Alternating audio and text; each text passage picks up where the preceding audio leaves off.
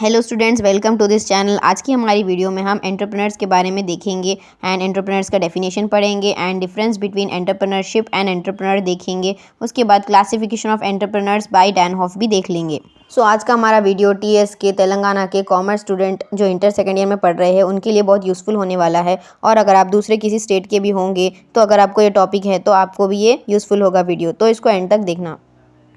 सबसे पहले हम ये जान लेते हैं कि एक एंटरप्रेन्योर क्या होता है। तो यहाँ पर डेफिनेशन दिया गया है एडम स्मिथ, जो कि पॉलिटिकल इकोनॉमी के फादर कहे जाते हैं। उनकी पॉपुलर बुक में, जो उनकी पॉपुलर बुक है वेल्थ ऑफ नेशंस, उसमें उन्होंने एक्सप्लेन किया है कि एंटरप्रेन्योर एक ऐसा इंडिविजुअल है जो अपनी एक ऑर्गेनाइजेशन को फॉर्म करता है कमर्शियल पर्पस के लिए। यानी कि एक इंसान जो अपने बिज़नेस को स्टार्ट करता है और उसको कमर्शियली यूज़ करता है, जैसे कि वो काम करके बिज़नेस से प्रॉफिट कमाने की कोशिश करता है, उसको एंटरप्रेन्योर कहा जाता है।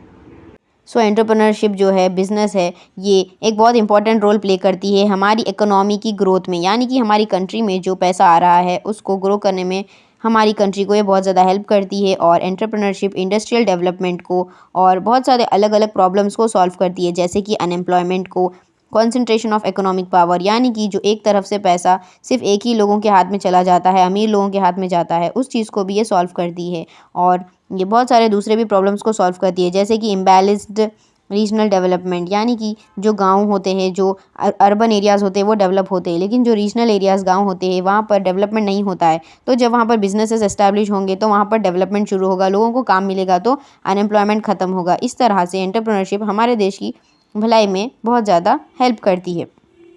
यहाँ पर A.H. कोल ने भी एंटरप्रेन्योरशिप को डिफ़ाइन किया है कि ये एक पर्पसफुल एक्टिविटी है, यानी कि एक बहुत इंपॉर्टेंट एंड यूज़फुल एक्टिविटी है जो एक इंसान करता है या फिर एक ग्रुप ऑफ इंडिविजुअल्स करते हैं। यानी कि ये एक इंसान भी बिज़नेस कर सकता है या फिर एक ग्रुप ऑफ पीपल भी बिज़नेस कर सकते हैं, जो मिलकर काम करते हैं और प्रॉफिट कमाते हैं, प्रोडक्शन या डिस्ट्रीब्यूशन करते हैं, जो गुड्स या फिर जो सर्विसेज होते हैं उसको सेल करते हैं और बाई करते हैं, उसको बिज़नेस कहा जाता है। यहाँ पर हम डिफरेंस देख लेते हैं एंटरप्रेन्योर एंड एंटरप्रेन्योरशिप के बीच में। एंटरप्रेन्योर एक पर्सन है, लेकिन एंटरप्रेन्योरशिप एक प्लान ऑफ एक्शन है। एंटरप्रेन्योर एक एडमिनिस्ट्रेटर है जो कंट्रोल करता है, लेकिन एंटरप्रेन्योरशिप एक एडमिनिस्ट्रेशन है। एंटरप्रेन्योर एक रिस्क बेयरर है जो रिस्क लेता है, लेकिन जो एंटरप्रेन्योरशिप है वो एक रिस्क बेयरिंग एक्टिविटी है। यानी कि जो बिज़नेस है उसको एंटरप्रेन्योरशिप कहा जाता है और वो एक रिस्क बेयरिंग एक्टिविटी है, उसमें बहुत ज़्यादा रिस्क इन्वॉल्व होता है। एंटरप्रेन्योर एक इनोवेटर है, वो नए नए आइडियाज़ को लाता है, इसलिए उसको इनोवेटर कहा जाता है। और एंटरप्रेन्योरशिप एक प्रोसेस ऑफ इनोवेशन है, इसमें बहुत सारे प्रोसेस होते हैं, इसलिए बिजनेस को एक प्रोसेस ऑफ इनोवेशन कहा जाता है। एंटरप्रेन्योर कंबाइन करता है फैक्टर्स ऑफ प्रोडक्शन को, यानी कि प्रोडक्शन करने के लिए बहुत सारे चीज़ों का इन्वॉल्वमेंट होता है, उन सभी चीज़ों को कौन कंबाइन करता है? एंटरप्रेन्योर। लेकिन जो एंटरप्रेन्योरशिप है वो एक प्रोसेस है, इसमें भी प्रोसेस होते हैं, बहुत सारे फैक्टर्स यूज़ किए जाते हैं प्रोडक्शन के लिए, गुड्स को प्रोडक्ट करना पड़ता है, उसके बाद उसको सेल करना पड़ता है। एंटरप्रेन्योर एक इनिशिएटर है, वो जो है स्टार्ट करता है, नए नए स्टेप्स लेके वो शुरुआत करता है। लेकिन जो एंटरप्रेन्योरशिप है वो एक इनिशिएटिव है, यानी कि उसको शुरू किया जाता है, तो वो बिज़नेस है। एंटरप्रेन्योर एक लीडर है। एंटरप्रेन्योरशिप कुछ नहीं है बट वो एक लीडरशिप है, यानी कि जो इंसान बिज़नेस करेगा वो लीडरशिप सीखता है। अब हम देखेंगे कि डैनहॉफ ने एंटरप्रेन्योर्स को किस तरह से क्लासीफाई किया है, यानी कि कितने टाइप्स के एंटरप्रेन्योर्स होते हैं, ये हम अब जानेंगे।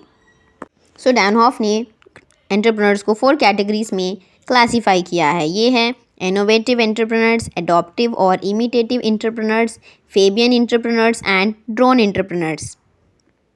Innovating entrepreneurs.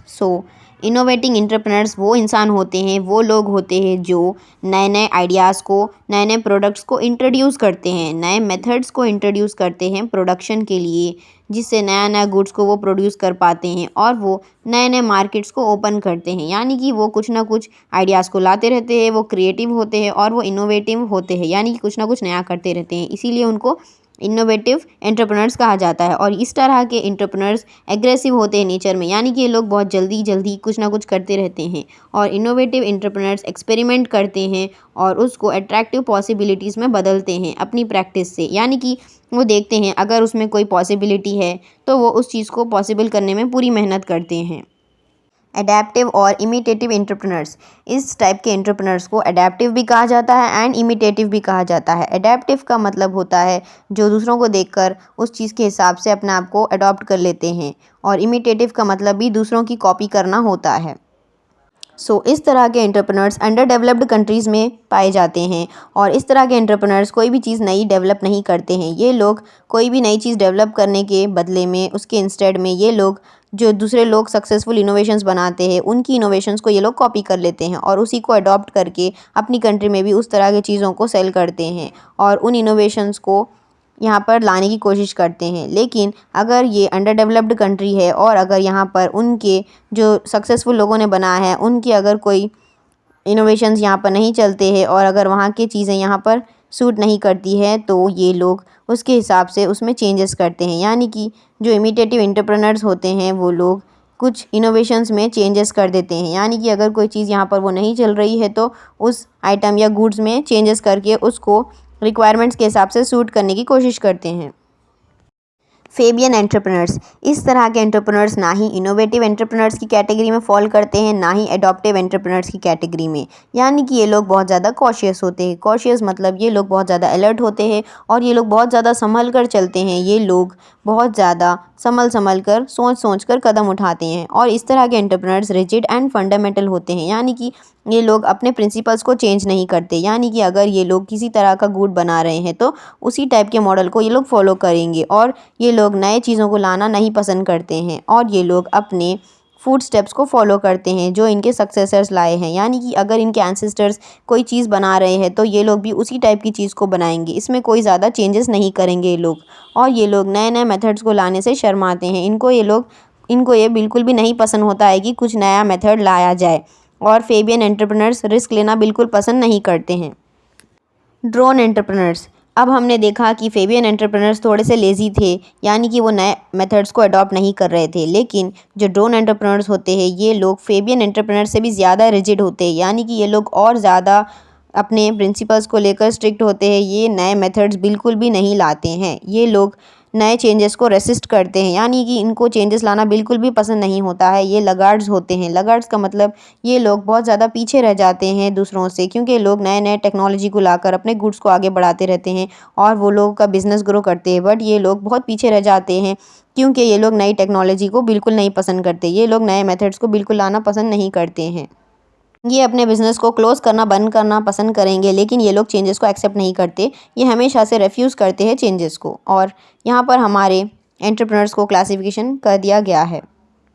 आई होप कि आपको ये सारे टॉपिक समझ आ चुके होंगे। अगर आपको ऐसे वीडियोस बहुत ज़्यादा पसंद है तो आप सब्सक्राइब कर सकते हैं चैनल को एंड अपने दूसरे लोगों के साथ भी शेयर कर सकते हैं।